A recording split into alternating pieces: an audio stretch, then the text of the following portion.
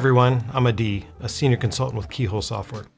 Today I want to talk about a shift we've seen across many teams, moving from DevOps to DevSecOps. At first glance, the difference seems small, just 3 extra letters, right? But in practice, it changes the way we think about building and releasing software. DevOps is all about breaking down silos between development and operations so teams can deliver faster and more reliably. DevSecOps takes that same mindset and weaves security into every stage of the pipeline, rather than treating it as a separate phase at the end. So what actually changes when teams make that shift? In my experience, the biggest adjustment isn't the tools, it's the culture. Developers and operations folks are already pretty used to collaborating closely. Bringing security into that mix means learning to see vulnerabilities as a shared responsibility, not just something the security team deals with after the release. In practice, that means things like running automated security scans directly in your CI/CD pipeline so issues get flagged right away. It also means checking your dependencies for known vulnerabilities before the code ever makes it into production. And sometimes it's as simple as bringing the threat modeling into the planning phase instead of waiting for a penetration test at the very end.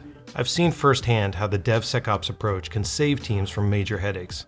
On one project, we caught a dependency vulnerability during an early pipeline scan. Fixing it was a pretty quick update at the time, but if we had caught it later on, say after deployment, it probably would have meant emergency patches, downtime, and ultimately unhappy customers. But let's be real, transitioning to DevSecOps isn't always easy. The hardest part is often getting buy-in. Sometimes security checks can feel like hitting red lights when the team just wants to keep moving. The key is showing that when you build security in from the start, it's less about stopping and starting and more about keeping the whole team on green. They'll stay steadily cruising without costly fire drills later on. Common mistake I see teams make is treating security just like another box to check. Instead, it should be woven into the engineering culture.